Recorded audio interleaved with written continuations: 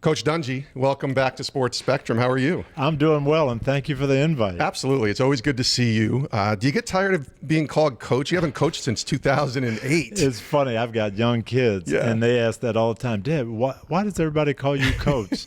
So I think once a coach, always a coach. Absolutely. Well, you're still coaching. It's just in a different realm, right? In all the different ways, certainly with your kids as well. I saw you last night at the dinner we were at, and your wife was up there speaking, 11 kids. Hi, how are you doing that, Coach? It's really my wife, Lauren. It's her ministry and her vision. And our oldest daughter's 38, and then we have kids now all the way down to 6. So still have 8 in the house and kind of raising them through and guiding them. But it's been a pleasure and a joy. Well, it's a blessing to watch you kind of live out your faith. You were part of this Uncommon Award that you gave to Ben Roethlisberger recently at this dinner in Minneapolis where we're recording this. And you wrote a book called Uncommon. You have a new book coming out with your wife called Uncommon Influence later this summer. I just want to ask you about that word. Can you kind of define what that word uncommon means to you? It really came from my mom and dad. Growing up in the 60s in Michigan, and my dad really just impressed on us that it's okay to be different. You don't have to follow the crowd. And that is a tough lesson for young people to learn because you want to fit in, you want to have friends, you want to be part of the group. My high school coach, when I was 14, he said, you're going to be the quarterback and you got to be a leader. Well, that scared me. I want to be like everybody else. I want to just fit in. And so I got this message early on from my dad and mom and from my coaches. It's okay to be different. And then I got to the University of Minnesota as a freshman football player, and my coach, Cal Stahl, the first thing he said was, I'm not looking for common people. I can go to the library and get people if we just want to finish in the middle of the pack. We're trying to win a championship, and I need people who are committed to being the very best they can be. I need uncommon. And so that theme has just stuck with me. Well, I learned, too, that through the gospel that being a Christian is uncommon. And that's really where the whole thing came from. Your walk with Christ is such an important part of your life, the most important part of your life. Recently, you received maybe some unwanted attention on social media, and maybe that's not the best place to worry about attention, if you will.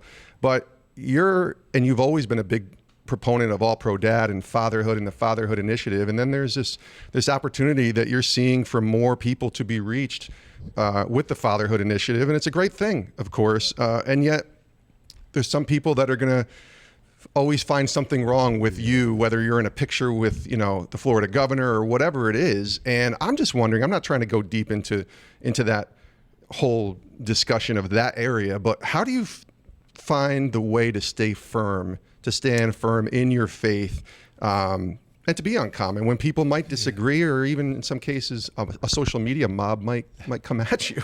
You really have to be focused, and that's one thing I've learned in sports and playing for the coaches that I played for, that you got to, what is the goal? We're trying to win a championship. We're trying to win a Super Bowl. There's going to be a lot of outside distractions. The teams that win can stay focused on the goal. And so I've got to understand what is my goal. I want to make my community better. I want to serve the Lord. And that's what I have to zero in on. There are going to be people that don't always agree with you. They don't always like what you say. They would like you to be different. And you have to say, you know what, that's okay. I understand your beliefs, but here's what I stand for. And I'm going to serve the Lord. It may not be popular all the time, but I can't worry about that.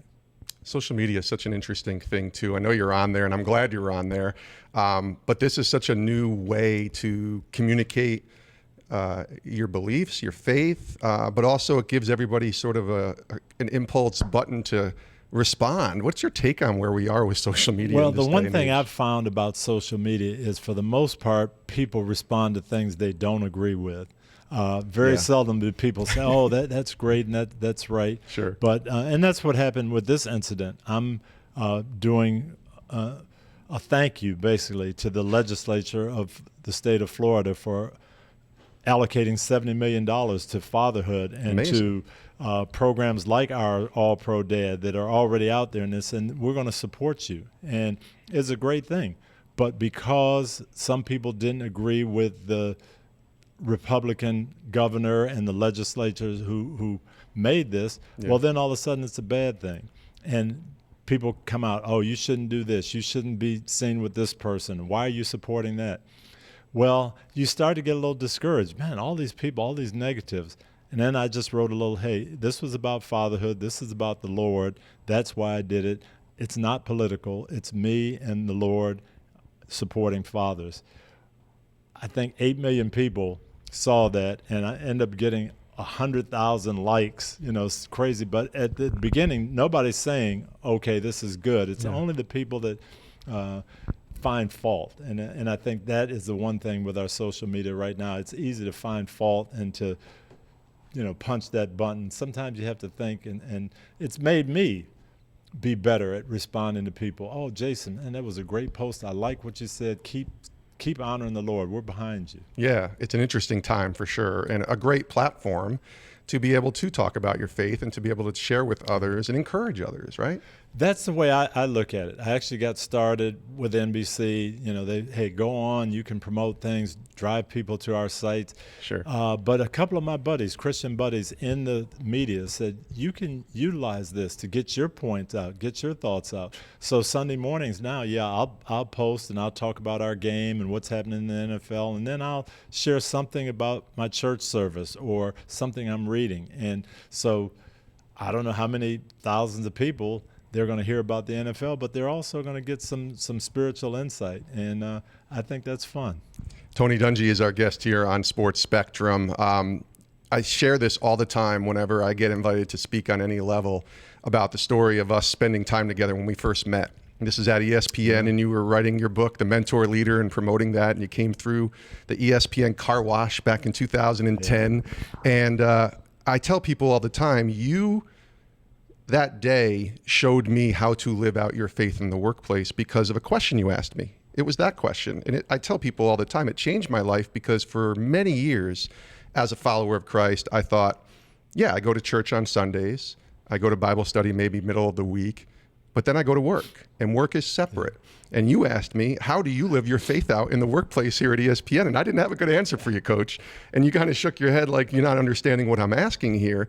So I'm going to ask you, why is that important? Not just to ask me a question like that, but for those who follow Jesus to understand that they can live out their faith in the workplace or wherever they go. Yeah. No, I got that question in 1977 when I was a rookie player with the Steelers, and my roommate, Donnie Shell, asked, how are you going to live out your faith here on the field, in the practice area, in the meeting rooms? How are you going to live that out?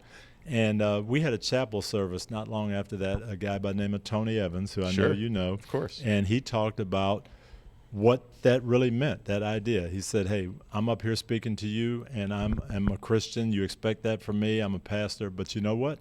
When I go home, I'm a Christian dad.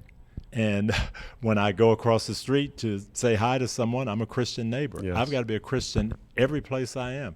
And the light went on for me. I can't just be a Christian, as you say, on Sunday or Wednesday night. I've got to be a Christian when I come into the weight room. And I've got to be a Christian when I go into the meeting room. And I've got to be a Christian when I meet with the media after the game. I've got to be a Christian all the time. And how am I going to do that? How am I going to live that out? Not browbeat people, not beat them over the head, but I want people to know when they interact with me, there's something different. Yeah. Coach, last question. You've been wonderful with your time. What's the lesson God's showing you and teaching you right now? What's he been impressing on your heart? I think for me, it's how can you make an impact, and how can you utilize the time that you have to do something special? What is really going to last? And again, one of the lessons I learned in an early chapel service, yes, we want to run to win. We want to win those championships and Super Bowls, but are they really going to be meaningful? Make sure you're running the race and winning the right races. And what can you do that God is going to be pleased with years from now, and not just a ring or a title? So for me, it's how can I impact the city of Tampa, state of Florida? How can I make NBC a better place to work? That's great. Thanks, Coach. Appreciate Thank you, Jason. Always great to be with you. Yes, sir.